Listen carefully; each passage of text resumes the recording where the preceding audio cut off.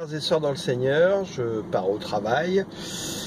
Il est 6h23 du matin et je viens vous parler pour vous dire tout ce que le Seigneur me fait comprendre de plus en plus, semaine après semaine, mois après mois. Comme l'a dit hier un de mes frères, une nouvelle semaine commence. Je sais que Dieu a prévu beaucoup de choses pour toi, des bénédictions et des choses qui vont venir par sa grâce. Et vraiment, je t'incite à les recevoir et à les comprendre dans la profondeur de ton cœur et de ton esprit. Et en fait, très souvent, nous n'arrivons pas à pénétrer la profondeur de ce qu'est la grâce, de ce que Dieu nous a donné par le sacrifice de son Fils à la croix, sa résurrection et son élévation à sa droite, lui qui est devenu l'Esprit vivifiant et qui nous souffle et qui nous a donné le Saint-Esprit, le plus beau cadeau que Dieu ait pu nous donner avec Christ, parce que tout cela est un et un dans une plénitude, mais avec des fonctions différentes. Et cette grâce, ce cadeau que Dieu nous a donné, c'est un peu comme si nous avons reçu un cadeau qui est tellement beau, on n'ose pas le déballer. On l'a posé sur une étagère, on le regarde, on se dit « Ah, c'est magnifique », mais on ne l'utilise pas. C'est un peu comme si on nous avait donné quelque chose qui a 10 000 fonctions en une, mais qu'on ne n'utilise que quelques-unes. Et qui va nous permettre petit à petit d'utiliser ce cadeau merveilleux? C'est le Saint-Esprit qui va venir justement être la notice de ce cadeau, pour prendre des mots humains. Alors, je vous incite vraiment à utiliser cette grâce, à être conscient de ce qu'elle représente, cette grâce, d'arrêter de nous voir coupables sans arrêt, parce que Dieu ne nous regarde pas comme ça, puisqu'il n'y a plus de condamnation pour nous. C'est sa parole, nous qui sommes en Christ. Alors cherchons vraiment à pénétrer avec l'aide du Saint-Esprit la connaissance de Dieu dans sa sagesse, dans son intelligence, dans ses voies, et nous ne pouvons le faire qu'en Christ. D'ailleurs, il est dit dans 2 Corinthiens 4,6, quelque chose d'absolument merveilleux qu'on ne cite pas assez souvent, j'ai l'impression. Car Dieu a dit, la lumière brillera du sein des ténèbres. Waouh, alléluia! A fait briller la lumière dans nos cœurs pour faire resplendir la connaissance de la gloire de Dieu sur la face de Christ. Alléluia! Oh, merci, Papa. Et dans le psaume 118,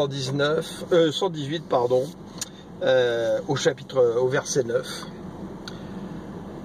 le Seigneur dit « Mieux vaut se confier en l'Éternel que se confier aux hommes. Mieux vaut se confier en l'Éternel que se confier aux grands de ce monde. » Eh bien, plus les semaines passent, plus les mois passent, et plus le Seigneur me fait comprendre cela et me permet de vivre cela. Parce que si nous mettons justement notre confiance autrement que dans l'Éternel, nous allons vite sombrer et pas nous fortifier en Christ. Car vous verrez que plus le Seigneur va attendre de vous, plus le Seigneur a un plan pour vous pour servir les autres. Ayez les sentiments qui étaient en Christ, qui s'est mis en tant que serviteur. Que le plus grand d'entre vous, celui qui veut être le plus grand, soit trouvé le plus petit, etc., etc. Vous connaissez la parole, l'Écriture qui nous le précise et nous le fait comprendre. Eh bien, vous verrez que le malin va passer par des gens de votre entourage, des voisins, la famille, des frères en église, etc., pour essayer justement de vous ébranler et de diminuer ce que le Seigneur vous a donné pour que vous perdiez confiance, en fait, en l'Éternel. Alors, ne nous laissons pas tomber dans ce piège. Comme le dit très bien Paul de Tarse, si je voulais plaire aux hommes, il y a longtemps que je ne servirais plus Christ. Donc, moquez-vous un petit peu de ce qu'on peut vous dire si vous avez une pleine conviction que le Seigneur a mis dans votre cœur de faire. Et le Seigneur nous permet de passer par là sans doute pour justement établir des véritables connexions de destinée qui vont être un support pour vous, car dans toute vision que le Seigneur vous aura donnée, projet qu'il vous aura donné, très souvent, vous allez vous dire « Wow, mais comment je vais arriver à faire ça ?» Ben, vous allez y arriver parce que c'est le Christ, c'est le Seigneur c'est Dieu qui va permettre que vous y arrivez, lui en passant par vous et en vous connectant des personnes qui vont être une aide pour vous. Alors, ben voilà, écoutez, c'est un petit message pour vous dire que oui, le Seigneur va encore vous bénir, il va faire plein de choses par sa grâce, et prenez conscience de tout cela. Et souvent, quand on parle de bénédiction, malheureusement, les hommes voient tout de suite un mariage, la fertilité, une voiture, un camion, une augmentation. Tout ça, c'est dans la plénitude de Christ. Mais allons plus loin, allons plus loin.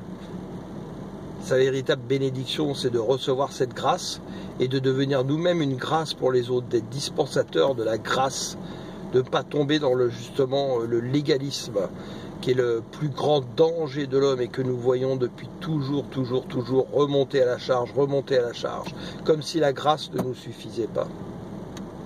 Alors voilà, bah écoutez, au nom de notre Seigneur Jésus le Christ, soyez bénis abondamment et puissiez-vous vraiment pénétrer la profondeur de la grâce, car cela commence quand vous y arrivez à tout changer dans votre vie et la joie demeure en vous, même quand vous traversez les épreuves, votre confiance en l'Éternel ne s'ébranle pas.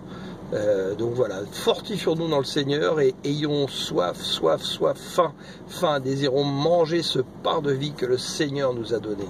Alléluia! Gloire à notre Dieu, alléluia, notre Seigneur Yeshua Mashiach, qui est si grand, si bon, si miséricordieux, parce qu'il est un et un avec son Père, il est le reflet de l'amour de Dieu qui nous a été donné.